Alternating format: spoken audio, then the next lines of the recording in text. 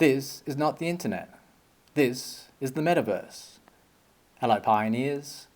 Today we're going to take a look at the Stellar network, and by taking a look at the applications that are being developed over there, let's see if we can predict the future a bit more on the Pi network, since our technologies are very much aligned. So this all starts with Ripple. Right, so we've got Stellar as a fork of Ripple, and then Pi network was a fork of Stellar. This all comes under the headings of distributed ledger technologies.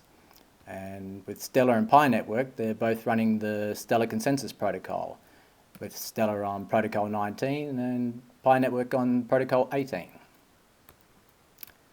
Now, initially I don't think we really knew what Pi network was going to be, especially before Q3 of 2021. But with the launch of Brainstorm and the hackathon, we got a lot of direction from the core team about what they wanted to be developed with these high priority apps and community focused apps. So let's take a look at each one and see what we've got. So up to date, we've got the KYC app. We've got our governance through the core team. The wiki is on Reddit. We have a bug tracker with PyCare. Ad networks, I'm developing a thing called Ghost Ads, which is where I use transparent ads so it doesn't distract from the content. With loyalty programs, right, this is all where we start to use QR codes.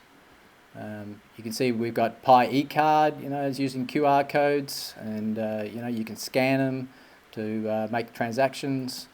And this transfers into things like hotels, where you're not going to have personnel when you log in, when you check in to a hotel. You're just going to be scanning a QR code and you'll get your key allocated through your phone.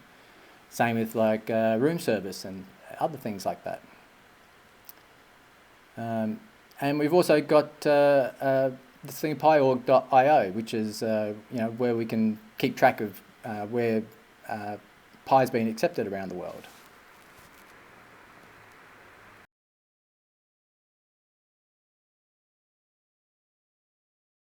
With news apps, we have Pi Network Community, Pi Community Company, Pi Talk, the Pi Network official Medium articles, and come Open Mainnet, I'm going to ramp up the development on my blockchain media, which is a worldwide news platform.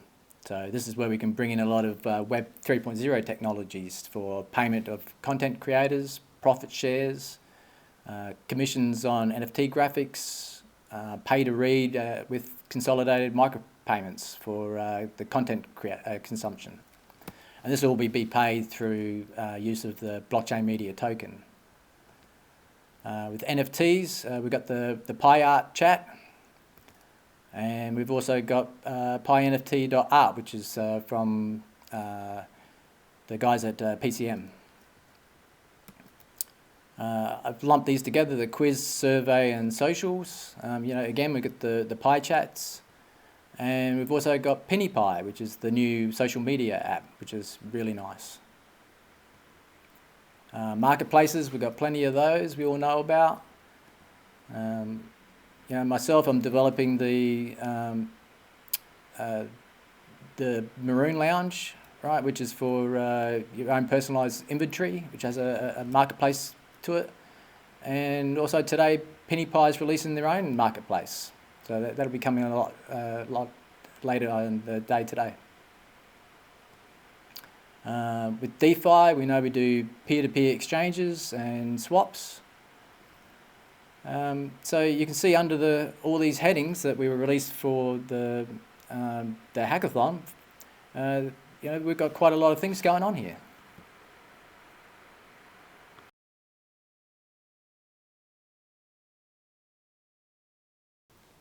So now let's take a look at Stellar. Since Pi is a fork of Stellar, we should be able to take a look at this and have a bit of a prediction on the future.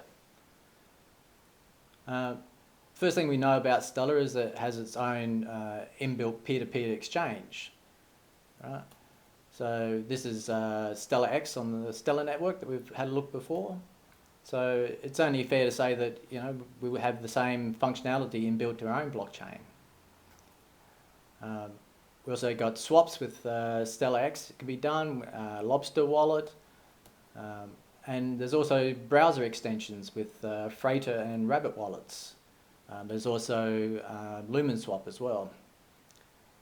And so this will be coming across as well, where we'll be able to do swaps.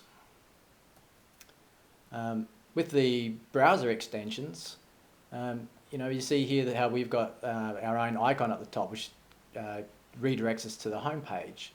But I think what this will morph into is the same thing for the other browser extensions. We'll be able to go into the websites and click on the Pi icon to get access to our wallet.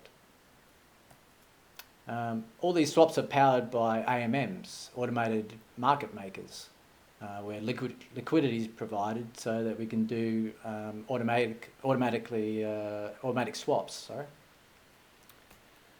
This is all powered by Aqua on Stellar, and on Pi Network we'll be able to do this through the pioneers doing farming and staking, and we've also got the liquidity pool that can provide liquidity for all these swaps.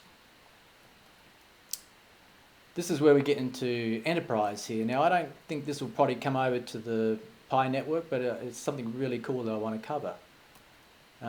This is a cold vault, right? And what this does is it's unidirectional and it requires no internet connection. It does all the normal things that you can do, you know, with blockchain technology.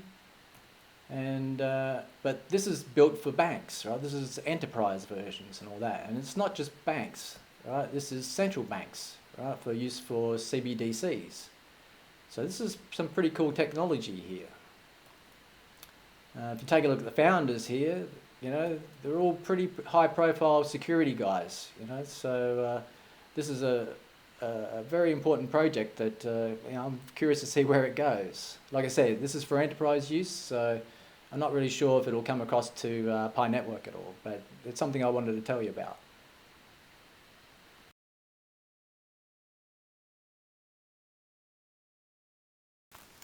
Now this is Stellar Expert. Should look familiar because this was a fork of over to Pi Network for our own Explorer. It's all very nice. I think it's done by a guy from the PiCore team out of Vietnam. Next, let's talk about stablecoins and USDC in particular. Now on Stellar, it's minted by a company called Center.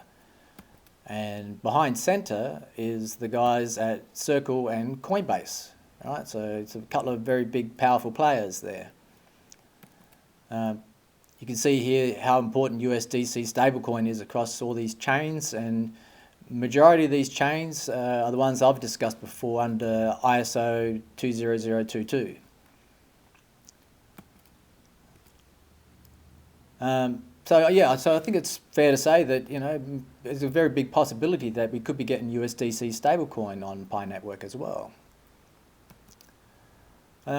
With WireX, they're launching another 26 stablecoins on Stellar. You can see here by the website, they've got a whole pile listed here. You can do a search for WireX under the Stellar Expert and see how they've all been, you know, how a lot of them been minted. We've also got Novati in Australia that is doing a stablecoin for the Australian dollar on Stellar. Interstellar has a whole list of other stablecoins on Stellar. And Ultrastellar here, you know, they're the guys doing the Lobster wallet, Stellar X and the Stellar term. And they've also got a USDC swap tool here, right, which you can see is an actual USDC bridge from Stellar over to Ethereum. Right? And we've all seen the importance of these bridges. Right? This is where Stellar's bridging all the Forex market, which is the reason for all these stable coins. Right? That's how the Forex market's going to be bridging across into all the blockchain DeFis. On the Pi side, you know, we've had 2 bridges ourselves released. and you can see how many blockchains that those are going to be connecting to. So these bridges are all very, very, very important for opening up the blockchain, and on our way to obviously open mainnet.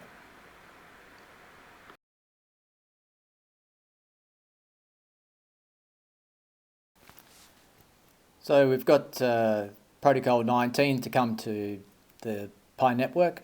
When we get this, we'll be getting our layer 2 solutions that we've seen before, which increases our speed quite a lot. Stellar has a thing called Stellar Laboratory.